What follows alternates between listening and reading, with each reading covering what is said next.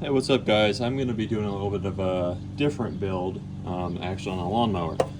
Picked up this very vintage Toro Guardian 21 from a guy. He had a bunch of mowers. Cool little vintage mower. I'm going to guess 70s, approximately. It had the original engine on it. It was a TVS Tecumseh engine, a TVS120, I believe. It had been sitting with water in it with the air intake off. So I'm not gonna rebuild that. It turns over, but it doesn't have any compression or anything. So as of now, I'm not gonna rebuild it. Maybe at some point, but in the meantime, I've always really liked these Briggs and Stratton engines right here. This is one of those little flathead motors from the 90s, I'm guessing, and it's got the simple updraft carburetor with the steel over here with the steel fuel tank, and they work great. Very reliable. I mean, they always fire up first to pull when you got them tuned up with new gaskets for the carburetor and everything. Just good little reliable motors that I do like a lot. And I was even thinking about keeping forever, like my forever mower, keeping one of these because I like the lightweight decks and I like these motors. So I was thinking about keeping a cheap one like that with a steel deck. But then I came across this and I was like, well, heck, why not have a cool vintage Toro deck? So here we are. I was a little disappointed to find out that this doesn't have the same bolt pattern as the old Tecumseh did. So it's not just going to bolt on there like I had initially thought it would. Because from what I've experienced in a lot of the newer mowers, a lot of them are cross compatible. You can swap just about any engine on there and it'll work just fine. With the exception of Honda. I guess I haven't checked on Honda. I haven't really done anything with that. But on the other ones, I've had no problems putting Briggs engines on Kohler decks and vice versa. And just swapping all sorts of Briggs engines around, putting older ones on newer decks and newer ones on older decks. So, seems pretty straightforward. It always has. But anyway, I'm going to be working on hopefully getting this Briggs and Stratton engine plopped onto this deck so I can have a good, reliable mower on an old deck that just looks kind of cool. And I think it doesn't look too bad. When I take this plastic cover off of here, I don't think it'll look too terribly out of place on this mower.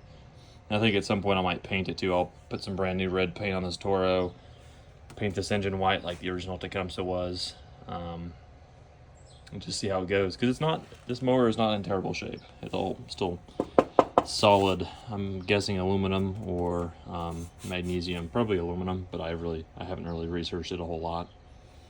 And so anyway, my idea for how I'm going to go about switching this motor onto here is making a little adapter plate. So I'm going to be using some CAD here, some of that good old-fashioned cardboard aided design. I've already marked out the deck here. Okay, so the engine there. I've already marked out the deck. Got this piece of cardboard here. Sorry, wrong way. Got this cut out here. I need to mark where the bolt holes are on the deck. And then I'm going to cut the big circle in here. Just going to make an adapter plate because the bolt holes, thankfully on this deck, as you can see, the bolt holes are actually inside of this kind of ring here. And these are also inside of the ring here. So if I shift them enough, and from what I found, when I set the engine like this orientation with the exhaust pointing straight forwards and the head pointing straight to the right of the deck, none of the bolt holes like line up on top of each other. So all I'm going to do, make a round plate that bolts to these holes. The engine's going to be shifted and have holes like here, here, and here, or wherever they are, that the engine can then bolt to. And hopefully that 1/4 inch difference of lift with the plate won't matter that much. And if I have to, I can put a little blade spacer on there or something. But yeah, so that's this project, and I guess let's get started. And also, I do want to kind of keep some of the original stuff. The only thing the Toro had was a throttle cable. So a lot of these they're governed and everything. You can just set the throttle where you want it. But I think it'd be fun to hook that up just to have a fully functional original deck here. So, all right, let's get started. All right, now just working on marking the bolt holes. I have the piece of cardboard on top here. And they're sort of there. You can kind of make out where the bolt holes are, but it's not perfect. And so one of the tricks I saw online is once you have your cardboard in place here, the easiest way to trace it is not going to be flipping it over and trying to get a Sharpie poked in the hole or anything like that, but actually taking a screwdriver and whacking it. if you know where the bolt hole is right there, you get your cardboard on here, you line it up, and if you just whack it with a screwdriver here, I mean, a rubber mallet would be better. I don't have one, so I've got this rubber screwdriver that you can see has been used before as a hammer, but if you just whack it, alright, and then as you can see, then you get a little bit of an outline here of where the bolt holes are. And the bolt hole isn't perfect in all of them, but it gives you the general idea of where they are. And since I'm just gonna be making, you know, just a flat piece of steel with an angle grinder and some drill bits, I don't think it's gonna be, it doesn't need to be too precise is what I'm thinking. And the engine I'm gonna try and center as best I can, but I also don't think that's as critical because the blade is the only thing that needs to be balanced on the engine. I don't think it's gonna create any imbalances. And if it's just like a hair off center, it's not really gonna make or break anything. Because I don't think this is super permanent. This is just kind of a temporary thing. If it works, great. And it might just stick around to the day I die. I might be pushing my yard with this thing for forever, but we'll see. So I'm gonna go ahead and get this marked up, get it marked up for the bolt holes on the engine, get that all situated, and then I'll start making that plate. All right, here we are. Got it marked up on some steel. This is, I think, 1/4 inch steel. I'm gonna try and get it cut up here on the drill press. So let's get going. All right, holes are drilled. Now it's just time to try and cut. At least I'm probably gonna first try rough out the outside edge just so I can make sure all the holes line up fairly well on the Toro deck. And I'll go from there. But they're not perfect, and they're not going to be drilled perfectly at all. Just kind of a general idea is what I'm going for. Because I can always make the holes larger. Just that'll give me a little bit of adjustment is what I'm thinking. So anyway, on to the cutting. Alrighty, I got the outside cut out. Got it kind of in place here on the deck just to make sure stuff lines up like it should. And believe it or not, all the Toro holes for the deck are right on point. So now I'm going to cut out the circle there, maybe smooth out the outside a little bit, and then get to test fitting some hardware there with the engine. All right, finally got that cut out.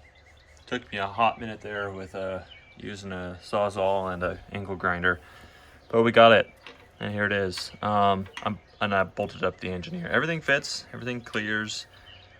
It's not pretty, but I think it'll work just fine. And I've got the, I ended up having spacers.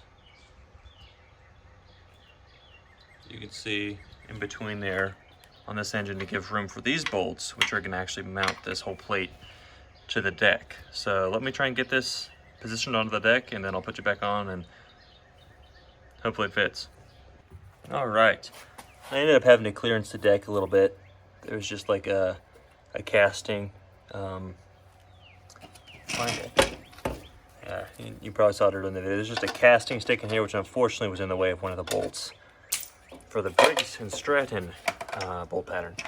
But good news is, now what am I going to do with one hand? All right, we got that bolt in.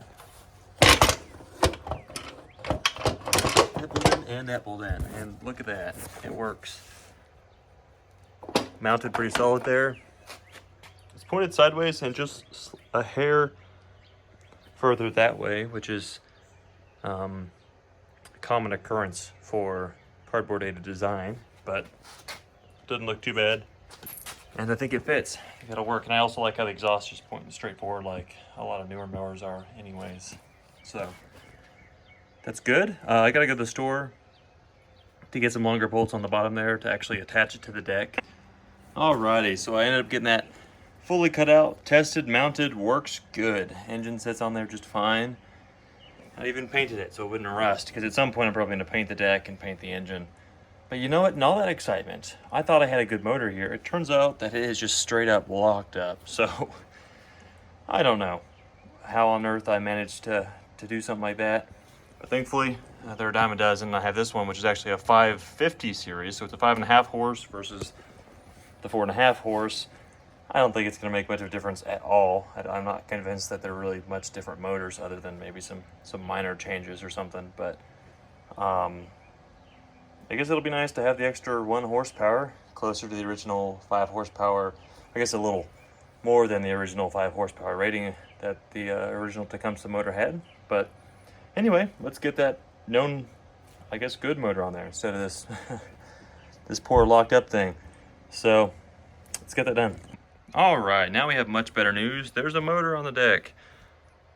It's not quite perfectly square, but it's kind of pointing that direction like I was originally planning, with the exhaust pointing forwards, which I think is kind of cool because I notice a lot of the engines, or the old mowers, tend to have like what looks to be, you know, sideways motors on them. But anyway, get this bolted up, try and figure out some stuff to get it to run for the first time, and then we'll see how it does.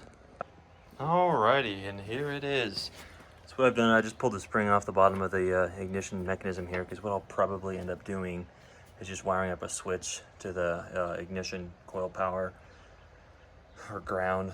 That way, I might wire up the original brake with just a cable like they came with, but we'll see. But now I think we should be good to test fire it and see if this thing at least runs. So let me get it out there and we'll give it a go.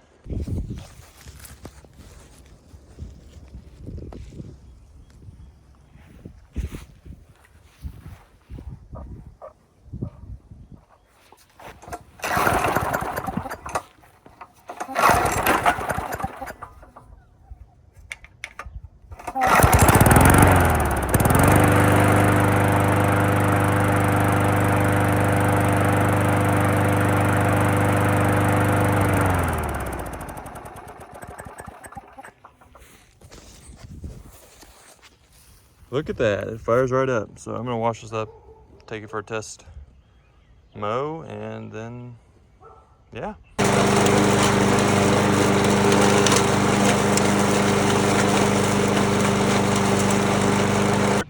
Well, here it is in all of its glory. So far, all that I've noticed with mowing with it is that it would be nice to have the ignition kill switch somehow figured out. Whether it's the physical lever moving this, or just a regular electrical switch. Because as of right now, I'm just having to shut off by grounding that the ignition wire out. So it's a little bit annoying. Maybe not the safest, but it should be just fine. And then obviously cosmetically, all the chrome is gone, kind of rusty. It needs a paint job. So I would say, if anything, in the next video, I'd be working out the ground, figuring that out, and then painting it, painting the engine, painting the deck. Maybe finding somewhere locally that can do the chrome on the handles. That'd be cool to leave that chrome. But yeah, just let me know your thoughts in the comments. Hopefully you guys enjoyed this, and I'll see you guys in another video.